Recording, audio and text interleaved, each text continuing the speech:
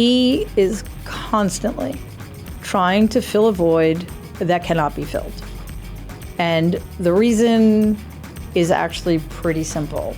My grandfather and my grandmother rendered Donald unlovable. The thing he most desperately wants in his life is to be loved. He never has been sufficiently. He never will be. So everything else, the money, the power, putting his name on everything, that is all in service to filling a black hole that is unfillable.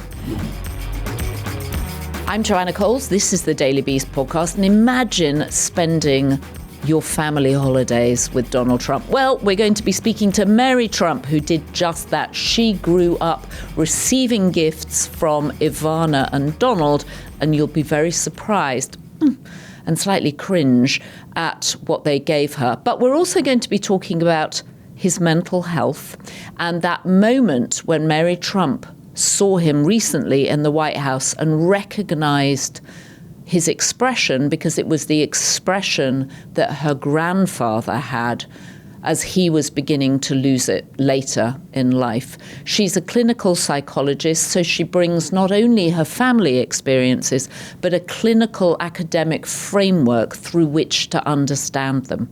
We're going to be talking about Donald Trump's treatment of women, his mental health, and whether or not any of his children will succeed him. So, no time to waste. Let's get into it. Mary Trump, thank you so much for joining us. So, can we talk about his mental health? Or lack thereof, yes. Yes, we can. Well, you've been talking about this a lot on your own media channel, Mary Trump Media. Yes. And last time you were on the podcast, you talked about having a moment where you saw Donald Trump in the White House and you suddenly recognized a look he had in his eyes that you recognized from your grandfather, who had dementia, who was diagnosed with dementia. As you're looking at the president's behavior now, as a clinical psychologist, but also as someone who knows the family and knows the family history, what are you seeing? I'm seeing more of the same, actually. For me, it's a difference in degree, not kind. And one of the things that's always surprised me is how many people have mischaracterized what I see as his lack of impulse control, his inability to rein in his temper, his inability to change or evolve or anything like that as strength. And I think his belligerence and his volume cover over a lot of sins. People mistake his being loud for being strong. And unfortunately, that's not at all the case. And we could see that in contrast to people's assessment of President Biden. He was quieter, he had a stutter, and they somehow equated that with mental, his inability to think things through, or his weakness, or his failing cognitive health, et cetera. So with Donald, again, it's more of the same, but more of the same in the sense that it's nothing new, but because anybody who has the kinds of severe psychiatric diagnoses he's had them for decades, they've gone undiagnosed, they're going to get worse because they're untreated. So we are at this point now where his physical health, his cognitive decline, and his psychological, his lack of psychological health are all intersecting, and it's sort of this perfect storm that is accelerating the deterioration of all of them. Okay, so to put this in perspective for us, you've written a series of best-selling books, and obviously you witnessed the household he grew up in. Can you talk about the brutality of the household that he grew up in, and also for people who don't know your work or who are maybe just joining this podcast for the first time, the fear of showing weakness in the Trump family? I think the best place to start is when Donald was around 2.5, which is an extremely crucial period in human emotional and psychological development.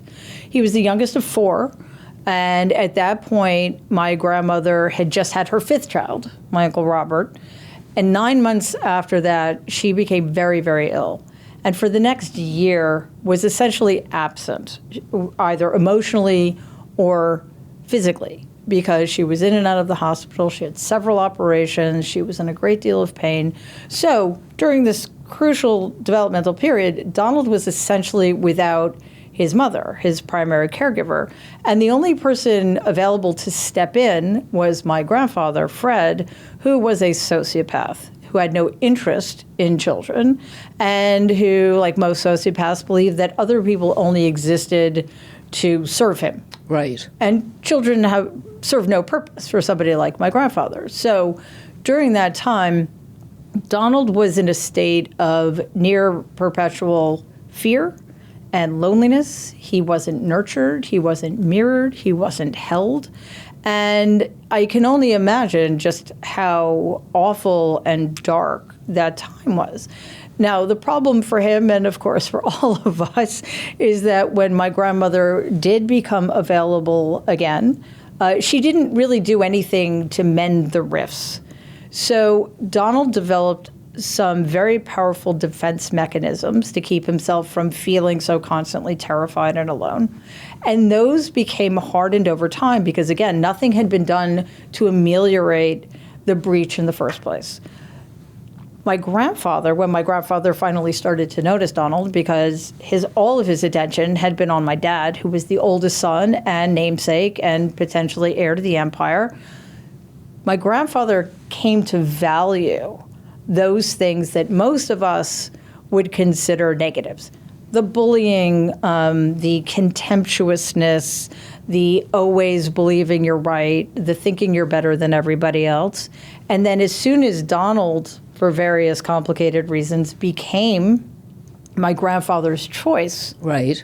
to take over the empire, Donald's personality was pretty much set in stone by then. And how old was Donald at the time that his father realised that he was probably the heir to the real estate fortune that he'd begun to develop?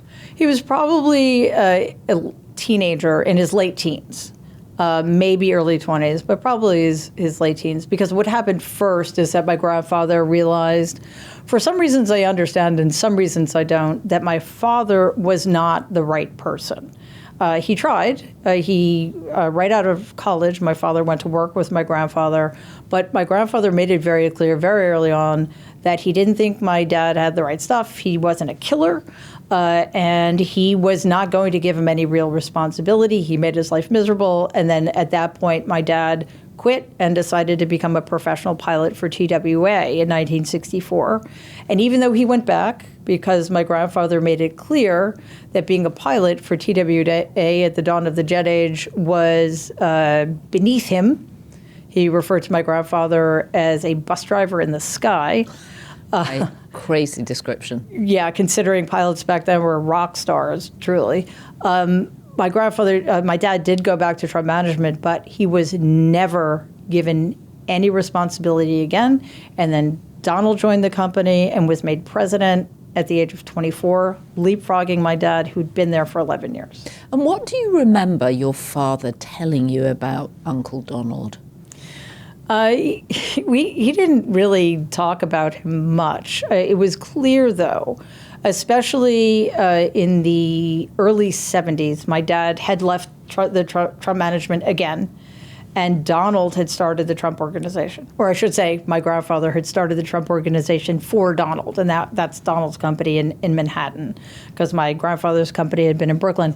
But it was very obvious that my dad had a difficult time being around Donald, especially in that brief period in the late 60s, early 70s, when they were both still working in the Brooklyn office. Mm-hmm. And I think that was one of the reasons my dad finally just gave up and realized that there was nothing he could do to be a viable member of the business. There was nothing he could do ever to win my grandfather's respect. So he left the company. And then, as I said, my grandfather set Donald up in Manhattan, which I guess had been the plan all along. So what do you remember of Trump family holidays when you all got together, when it was Christmas? I mean, one thinks of Donald Trump in the Home Alone movies. What was it like growing up at holiday time? Well, I can start here. I am so deeply grateful that I never have to spend holidays with these people again. Oh, interesting. All right, do tell. You are not the only family member to say something like that. I'm sure. First of all, Thanksgiving and Christmas were almost exactly the same, with one exception. Christmas had presents. Right. And we all had to buy Christmas presents for everybody. Wow. Yeah. That's a lot of people. It's a lot of people. It was, I mean, it became more every year. And they're very cold people. So we get there, we hang up the coats, we go to... Wait a minute, where do you get? Do you go to your grandfather's? Oh, I'm so sorry. See, I'm just making an assumption that everybody would know. Set the scene for us, Mary. Set the scene. Every Thanksgiving and every Christmas was at my grandparents' house, which we called the house. Right. In Jamaica Estates, Queens. Okay.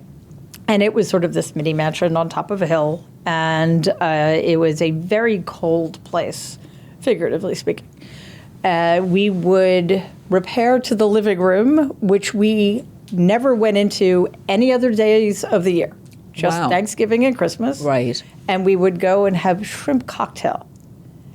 And then we would have dinner, which again was identical on Thanksgiving, turkey, stuffing, mashed potatoes, sweet potato, you know what most people do. Right. One year, my grandmother had the audacity to make roast beef for Christmas. Right. And we were carnivores. We loved us some cow. Right. And Robert and Donald were so mean to her about it. She just sat at I sat next to my grandmother. We were at the weekend of the table. She basically spent the whole meal in silence, crying because they were so mean about the roast beef on Thanksgiving. Wow. Mom, how could you possibly? Where's the turkey? Anyway, they were pretty petty.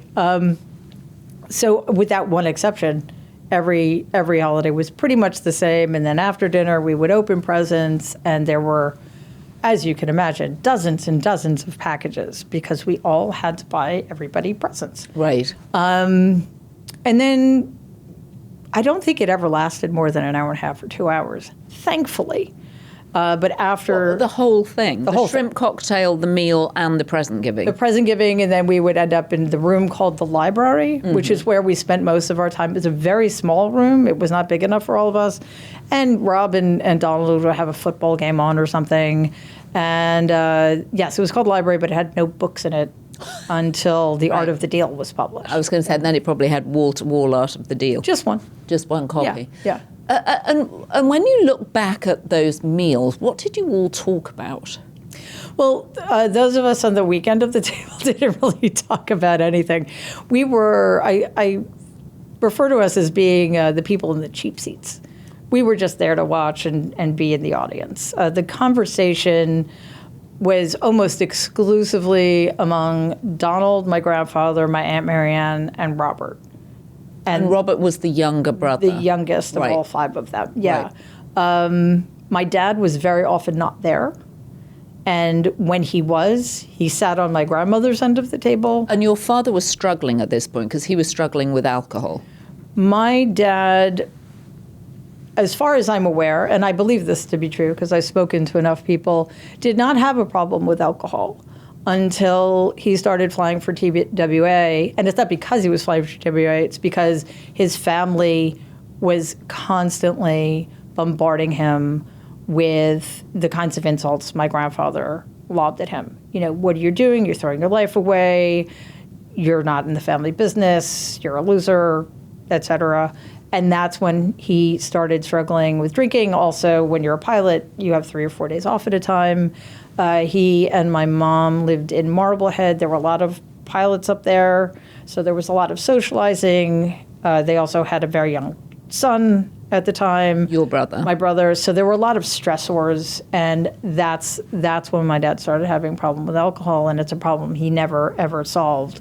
And it just continued to get worse. So by the time I came around and we were spending all the holidays at my grandparents' house, my parents were already divorced. They got divorced, or they split up, I should say, when I was 2.5. And much of the time, because my mother was expected to go to all of the holidays, despite the fact that she and my dad were no longer together, and we were always expected to go to them and never her family. My dad very often wasn't there. And what do you know where he was? I don't. I know that for a couple of years he moved down to West Palm Beach, Florida, so obviously he was down there. But other than that, I don't know, which is, now that I think about it, kind of sad that nobody knew, nobody asked, nobody cared. And that he wasn't at his own family holiday celebrations. And given that your uncle, the President of the United States, has suggested this year that people just give their daughters 2 dolls and not 30 dolls. When you were having the present exchange, were these lavish presents? Were they cheap presents? What was the sort of, how luxurious did the whole event seem? Everybody familiar with the term regifting? Right. Yeah. It also depended on who was giving the gift and who was getting the gift. There was a real hierarchy. So I had to be honest, I don't remember the kinds of gifts my grandmother got. I got a lot of clothes, I think. And I don't remember what anybody else gave me except for Donald and Ivana. And that's for a very specific reason, which I'll get to in a second. But in terms of the way my grandmother gave presents to her daughters-in-law, and at the time there were 3. There was Ivana, Blaine, Robert's wife, and my mother.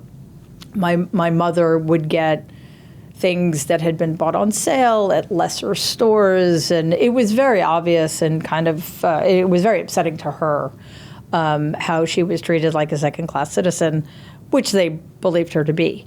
I remember Donald and Ivana's presents because they were so hysterically inappropriate. Right, like what? I can't even imagine what that would be. The very first, because they didn't get together until I was about 12. I think they got married when I was 12. So the very first Christmas, Ivana stayed with us. My gift from Donald and her, and again, I don't know that Donald ever got us gifts before he was married. Very possibly not. Because, right. Well, it's often the wife's duty, isn't it? Men don't have to do such things, even though we had to get all of them presents. My very first gift from them was a 3-pack of underwear from Bloomingdale's called Bloomies. Right. Yes. $12 retail. $12 worth of panties. A 3-pack of Bloomies underwear. Wow. But I have to say, my second gift from them was my favorite of all time. It was a basket wrapped in cellophane, and in the middle of the basket, and it had the kind of straw that's in Easter baskets, was one gold lame high heel shoe filled with hard candy that was wrapped in cellophane. So I'm guessing it's something she got at a luncheon. Right. It's either a goodie bag gift or so it was it sounds like it was a promotional possibly gift, perhaps, that she'd gotten at something. Possibly. So yes, I mean, one gold lame high heel shoes, not really my style, but it wouldn't have mattered anyway because there's only one of them. Yes. And what was Ivana like as an aunt? I mean, one forgets about Ivana, and yet she was an Olympic Czech skier. In her day. It's funny, I never considered her an aunt. She never acted like one. Really, the only time she talked to me, beyond the, hi, how are you, how's school, that kind of thing.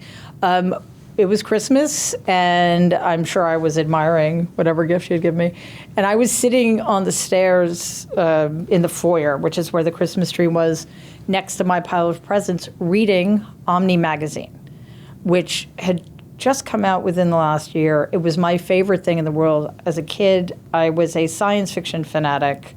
I only read science fiction, and Omni magazine was a science fiction, science fact magazine. It had amazing illustrations, great short stories, and as soon as I could get my hands on it, I would read it cover to cover. And it's hard to remember how important magazines were in those days, right? Because they were like something, it was like a finger beckoning you to the future. Yes. In a way that there was no other media. I mean, it was obviously pre-digital, pre-anything. And I remember as a kid being so excited when my magazines came. Yeah, and this would have been in the late 70s. Yeah, so hugely exciting. Yes. And everybody else was doing their own thing, and I thought, okay, good, I can keep reading Omni magazine. And Ivana comes over, and she says, "Oh, is that yours?" I said, "Yes, I love this magazine so much."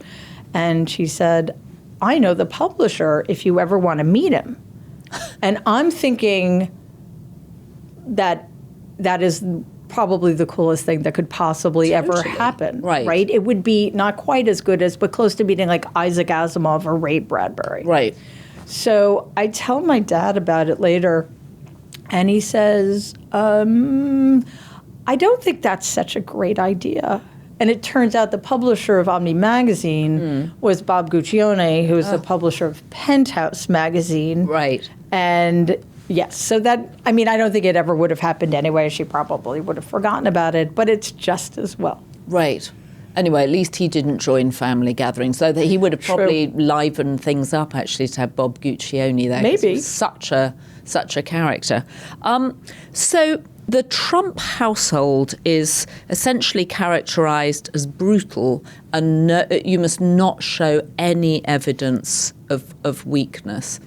I'm sort of thinking about Marjorie Taylor Greene stepping back this month, and also Elise Stefanik saying that she wants no more to do with it. And both of them saying that women have issues with what's going on in the MAGA movement and the Republican Party, and Elise Stefanik in particular confronting Mike Johnson, who, as Michael Wolff said last week on the podcast, probably doesn't believe that women should actually even have the vote. Does this sound familiar to you? What have your observations been about your uncle's behaviour around women? Oh, well, he's a hardcore misogynist through and through. He was raised by misogynists. Not everybody, but almost everybody in my family, including the women, were misogynists. My Aunt Marianne, who was a federal judge, had deep contempt for women. It was quite shocking sometimes to hear the things she would say. Like what? Well, I hate this word, but just quoting her directly, she referred to women as bitches. She thought they were catty and gossipy and not as smart as men and not as accomplished as men. She seemed very smart and very accomplished. Was she an exception? Why would she be the only female that was smart and accomplished? Well, it sort of reminds me of so many of Donald's most loyal sycophants, that they understand that loyalty is a one-way street, but they also believe that they alone will still be standing.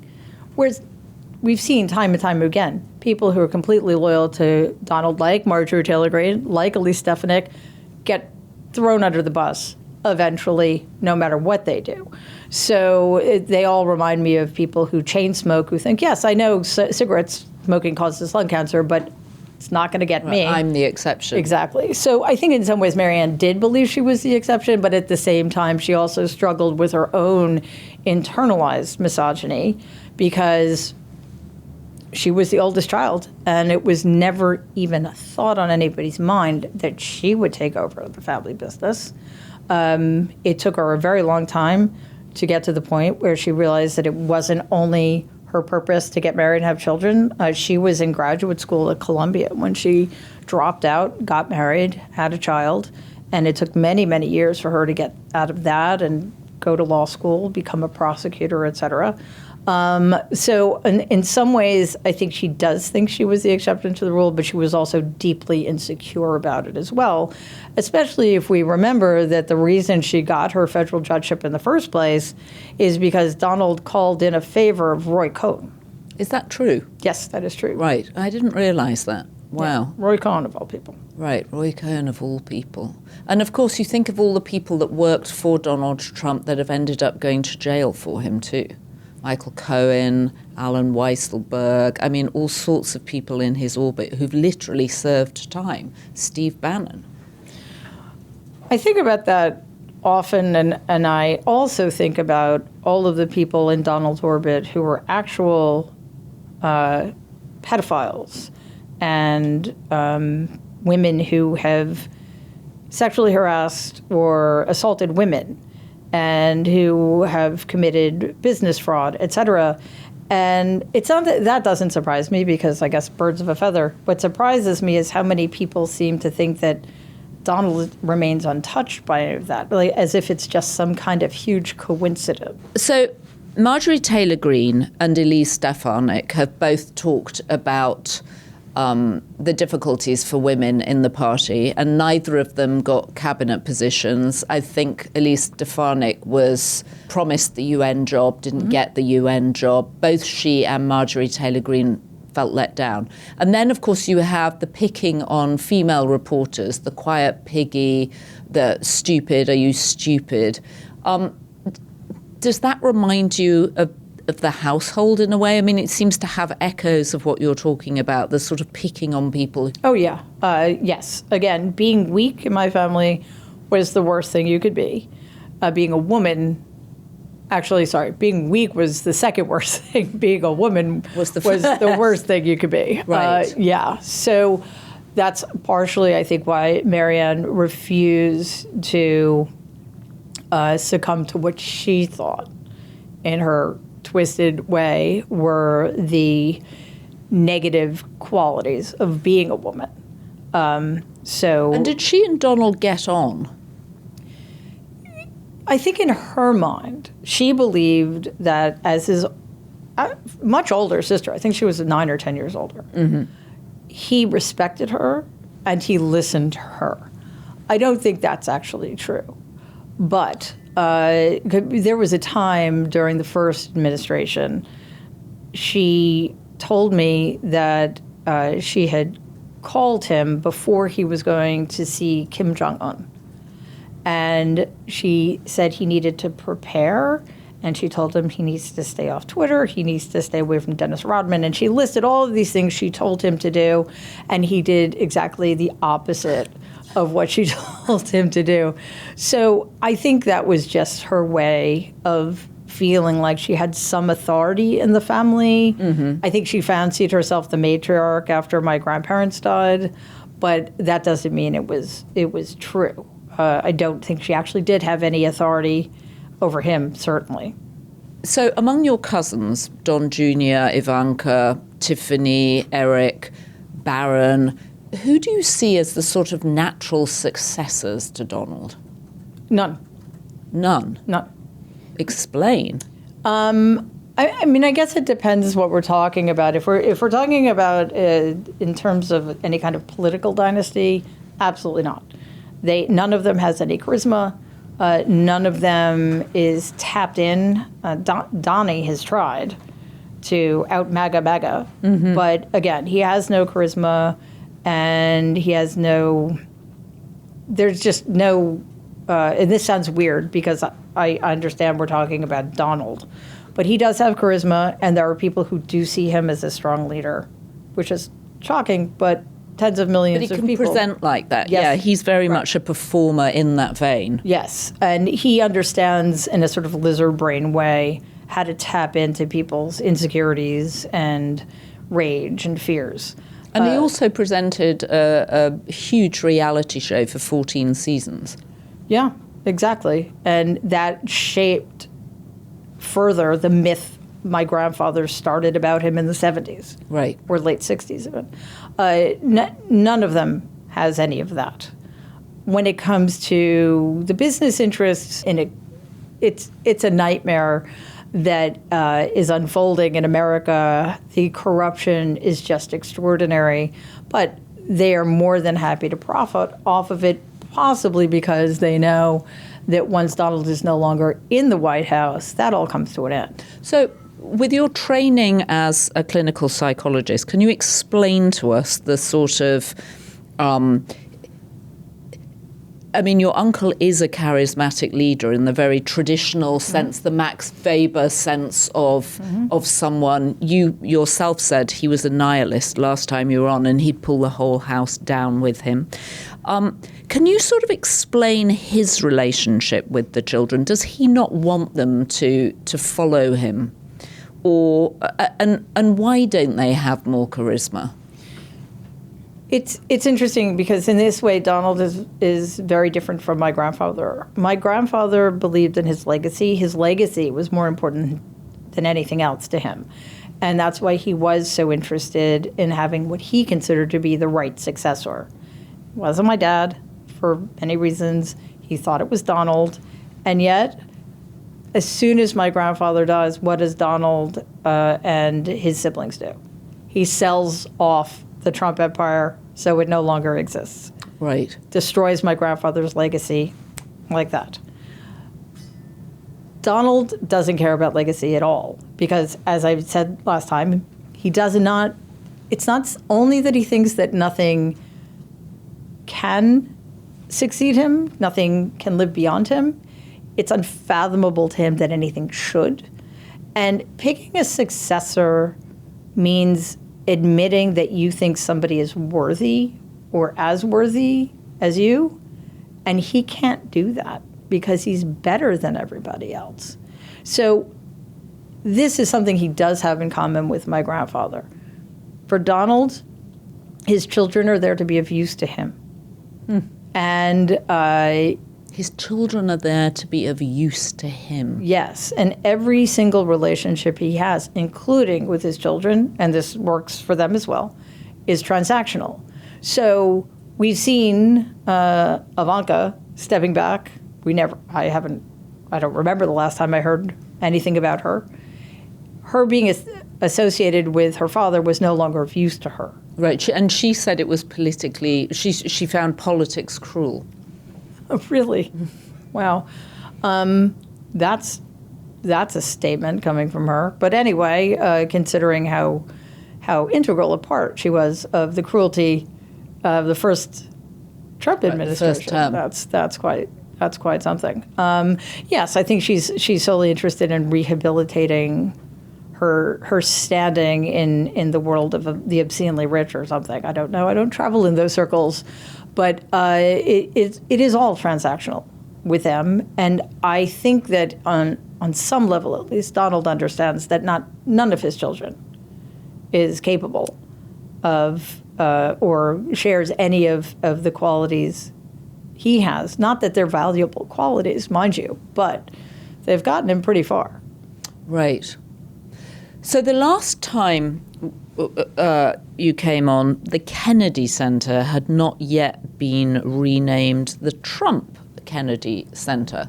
I wanted to get your thoughts on that. And then again, with your clinical psychologist hat on, what does it say about your uncle that he's putting his name on everything? I mean, huge institutions now, the Donald Trump Peace Institute, we're used to him slapping his names on rental buildings, but big national institutions, a memorial for a president who was assassinated. What were your immediate thoughts? And then what's your sort of deeper understanding of why he feels the need to do this? Sorry, I'm trying to contain my contempt. I find it absolutely obscene. First of all, it's illegal.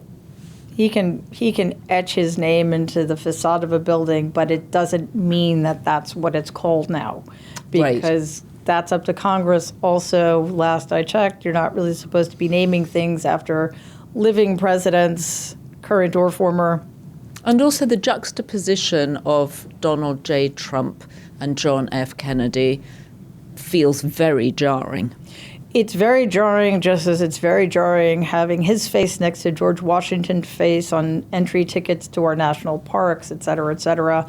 Is that what he's doing now? Yes. Oh, I missed that. Yeah, well, how can we keep up? Right, exactly. How can we keep... No, it floods the zone. It floods the zone. And that's intentional. That's definitely intentional. But to your point about his slapping his name on everything and the obscenity of it, the Institute of Peace is not associated with the executive branch, and it underwent a hostile takeover, by which I mean armed guards were sent to remove the employees of the Institute of Peace. So the gall of naming this after him that's quite something.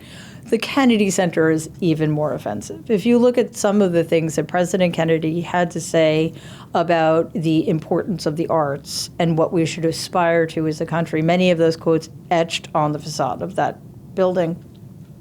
It just underscores how egregious this is. Donald cares nothing for the arts. He and his administration have underfunded or defunded them. He wants to turn every public space in America into some version of WWE or Ultimate Fighting, and it is just grotesque that he thinks that somehow this legitimizes him or gives him the same stature and standing as somebody like President Kennedy. But that's partially why he's doing it for himself. Right.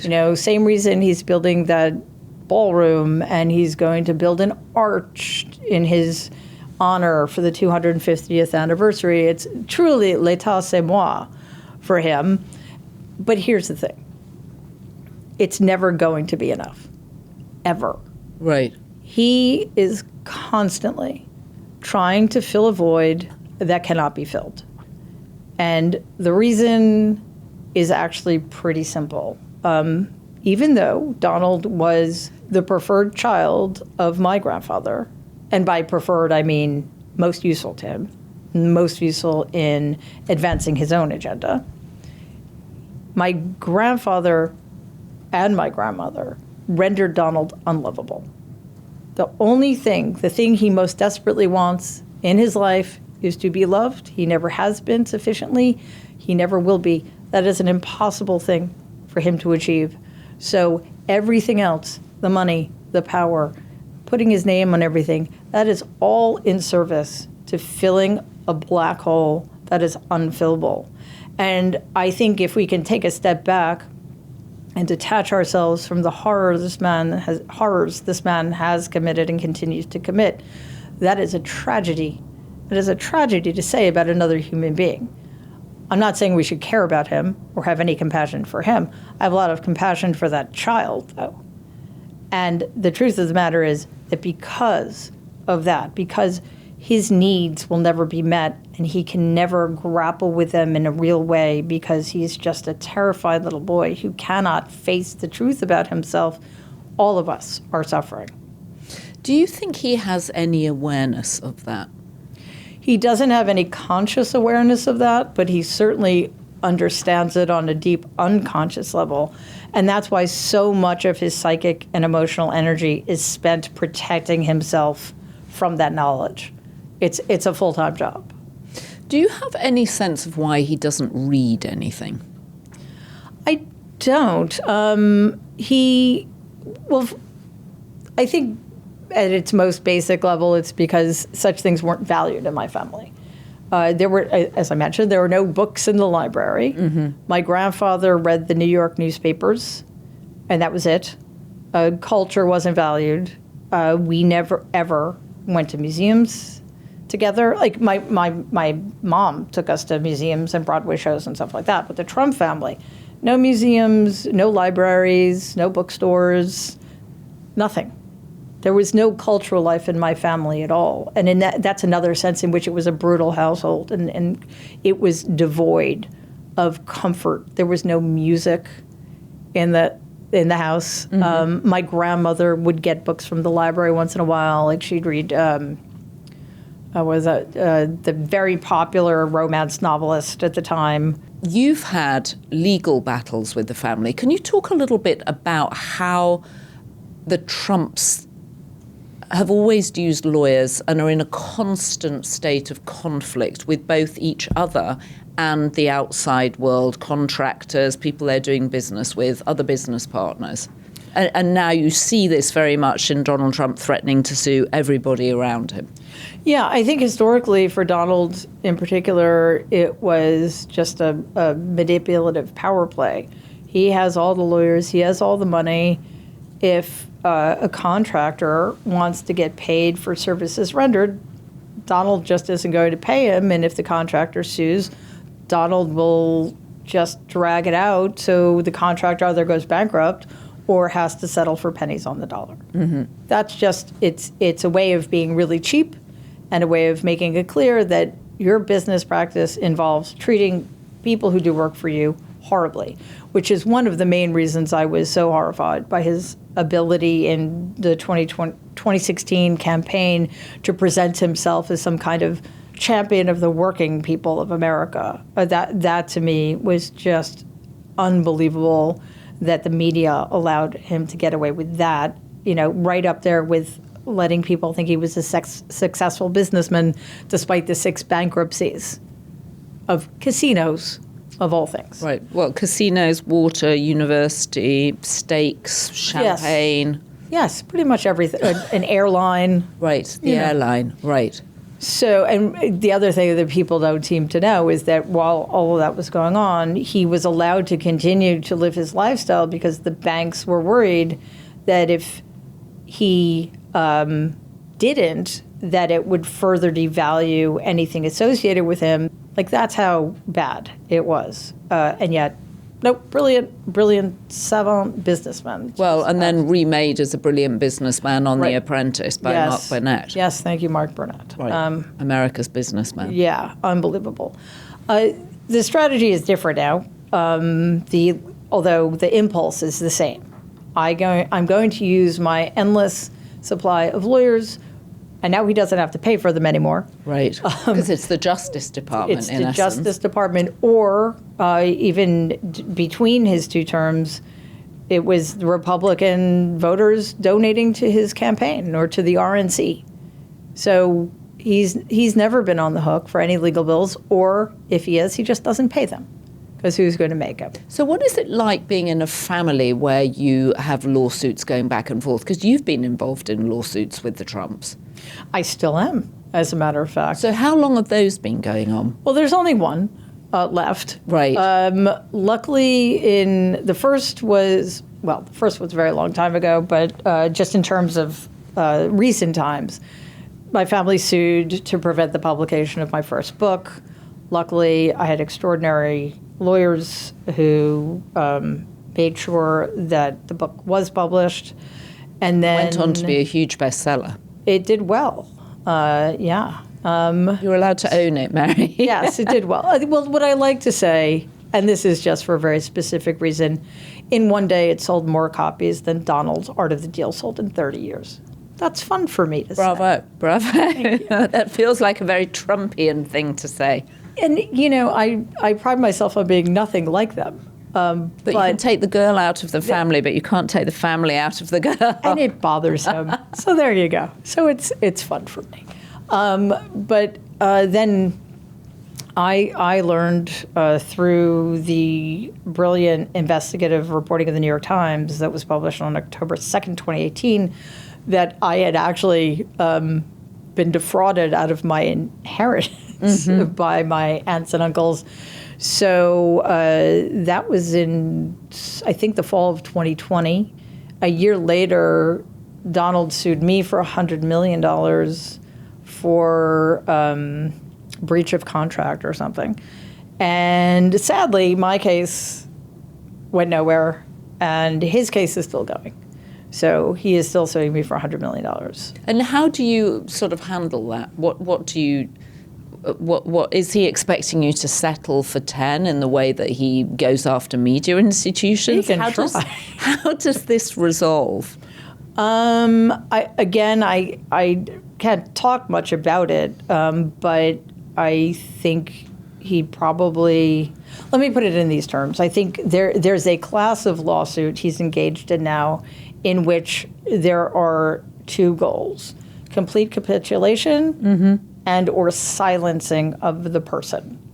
So we've seen that with Tish James Comey, and Adam Schiff, and I'm sure there will be many, many others. So instead of using lawsuits as a tool to get out of paying what he owes people, he's using them as a tool of retribution, of silencing, and probably maybe even more importantly to him, maybe not as important as retribution and vengeance, but also important, just making the other person bend the knee. This is the thing. Again, there's no end of lawyers who will represent him. There's no end of funds. Or, again, the funds aren't his anyway. And in what universe does Donald Trump think that he can't get away with everything? Because he has, and he does. Yes, he does. Well, he hasn't got away with everything because you're his niece and you've proved a feisty opponent. Well, I guess that's true. Hence the lawsuit. So the other thing that's happened since we last saw each other was the release of the Epstein files, or the beginning of the release of the Epstein files.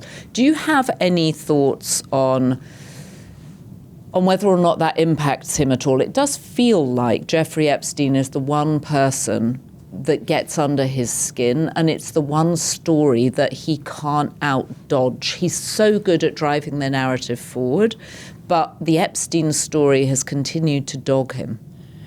This is perhaps the one misstep we can point to. Running in 2024 on the promise to his hardest core constituents who believe that the Epstein files will implicate globalists and people at the upper echelons, the Democratic Party, that as soon as he's in office, he's going to release them. He comes into office, he doesn't release them. The DOJ says that they are real, and then the DOJ says that they're of no consequence whatsoever. Instead of ordering their release, he makes Congress go through this arduous process of forcing a vote on the House floor after months to force Mike Johnson, to force the DOJ, et cetera, when at any moment, Donald could simply have said, Pam Bondi, release the files. Right. Now, this clearly got a lot of people's attention. Do I care? Do you care if the Epstein files are released? Yes. And no matter who's implicated, Democrat, Republican, is irrelevant. Anybody who is complicit in those crimes needs to be exposed. Period. End of story.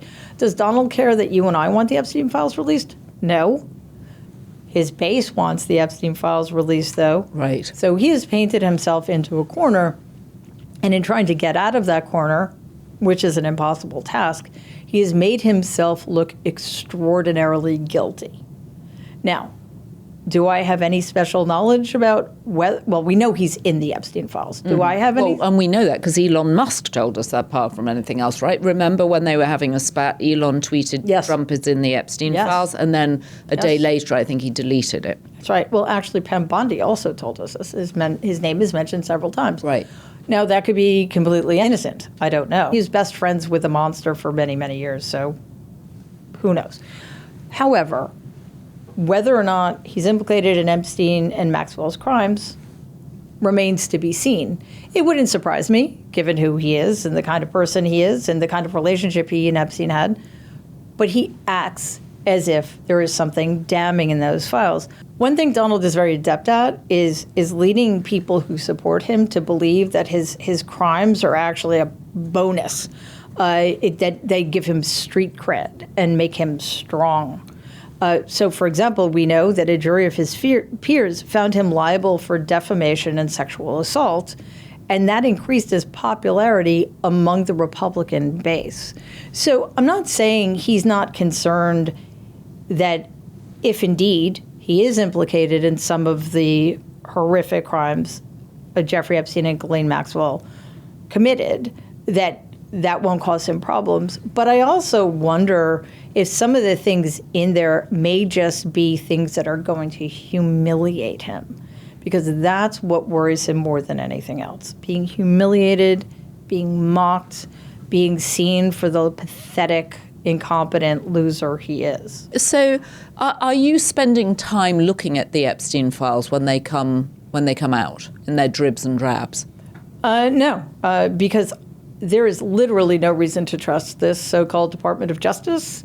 It is wholly in service to protecting Donald Trump and going after his political enemies. There is no reason for us to believe that anything they release won't be vetted or redacted or used either to shield him or implicate people he considers enemies.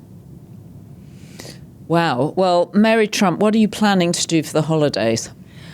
Well, I'm actually taking some time off. I don't think I've had more than a day off in which century of the Trump regime are we in? So I'm taking the 3 days off, and then we're going to London for New Year's. Oh, fun. Yeah. Fun. Yes. Great. Very much looking forward to it. Well, have a wonderful holiday, and please come back in the new year and let's continue this.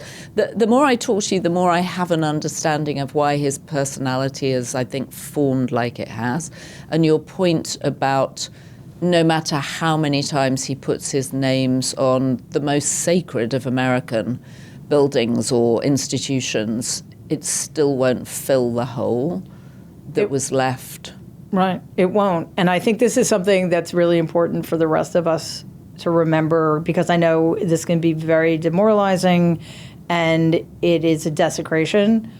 As soon as he's out of the White House, it's all coming down. Will he manage to carve himself onto Mount Rushmore before he goes? Wow. I don't know. He's so busy with the ballroom. He's so busy with the ballroom, it's true. Well, I'm very much looking forward to the ballroom being built. Do you have a date when you think it'll be finished by? Well, it is his priority.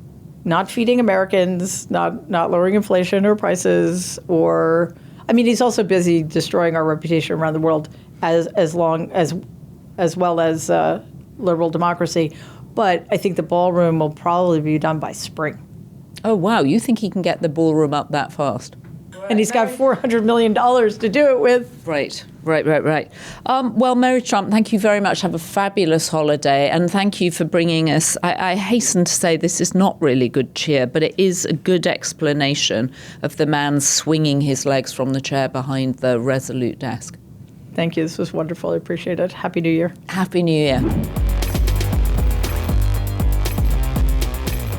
I could listen to Mary Trump all afternoon. She's got such insights, and I think her training as a psychologist has really helped her understand this very strange man that's emerged from her family. And of course, that wounding moment when he was 2.5 years old and his mother basically disappeared because she was ill and in pain, and he really lost his central caregiver.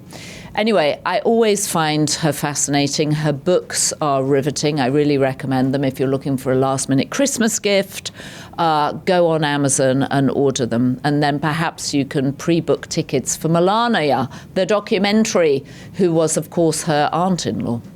Or just aunt, actually, I guess aunt. Anyway, if you have been, thank you for joining us. Have a very happy holiday if you don't tune in to Inside Trump's Head tomorrow, but you really should, because Michael Wolff and I will be back discussing the news of the day. Don't forget to subscribe to the Daily Beast podcast. Please leave us a comment. We love your comments. You're always correcting the things that I get wrong, like the pronunciation of Elise Stefanik's name. I think I called her Stefanik, and a lot of people pointed out it's Stefanik, and why didn't I know that? Why indeed? So many things I get wrong, but I love your comments pointing it out. And also the comments that say you like what we're talking about. Those help too. And don't forget to subscribe to the Daily Beast, where we bring you up-to-date, minute by minute, second by second, nanosecond by nanosecond updates on the crazy that's going on in this country.